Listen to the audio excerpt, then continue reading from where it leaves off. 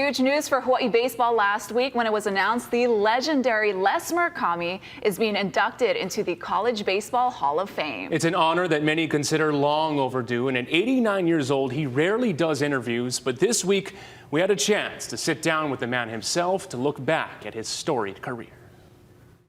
What are you most proud of your time coaching at UH? Well, proud of winning so many games and getting paid so little bit. Yeah, I started at UH, $500 for the season, you know. Unbelievable, yeah. Even 55 years after Les Murakami first took over the University of Hawaii baseball program, that kind of salary remains astounding. It's also part of the reason why he turned down the job 3 times before finally saying yes for the 1971 season, a gig far from glamorous. My mother, yeah, she was the type that she always said, you work the kids, the players so hard, you got to feed them after the game.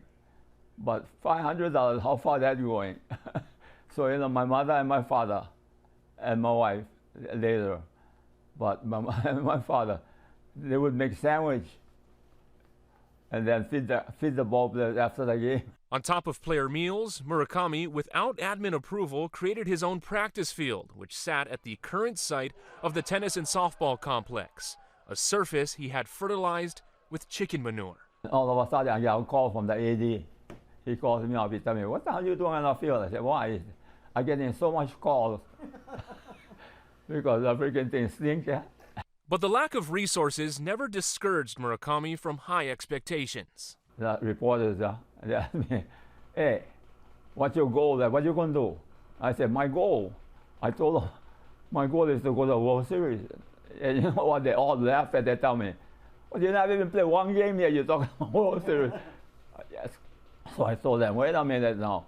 You asked me what's my goal. I said, you know, I don't know if I can reach it, but I told them that's my goal. So my kids grew up in the ballpark and they're going, why should we be here? Nobody's coming to the game. That's why we have to be here, because the family has a show. We support the coach. If otherwise, how do you expect other people to support him? And it was rough. Murakami's Rainbows won only 8 games through his first 4 seasons. Hard luck that started to shift in the late 1970s. Murakami, who grew up on Oahu's youth baseball circuit, prided himself on keeping local talent home. Among his biggest recruiting wins, Aiea All-State pitcher Derek Tatsuno. I was so lucky to get somebody like Derek Tatsuno. That's why I called him the Pied Piper. You know, before I had Derek, we would draw 100, 200 guys, maybe 300 at the most, yeah. And the day when I got Derek and I threw him the first day, it was standing room only. Unbelievable. The kind of fanfare that laid the groundwork for the team's first and only College World Series appearance in 1980, one of Murakami's most favorite moments. Yet still, the team didn't have a stadium to be proud of. So Coach took matters into his own hands and lobbied state lawmakers to help get it done. Hiroshi told me, look, you get the money, I'll sign it.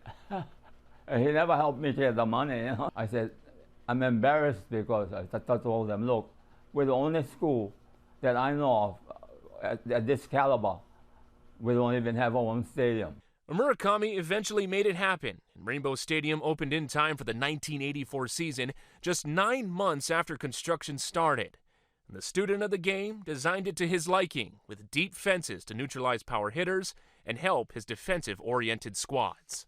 I said, I'm worried about the guys I'm bringing in, you know, like Arizona State, UCLA, USC, yeah. I said, I'm trying to keep the ball in the field.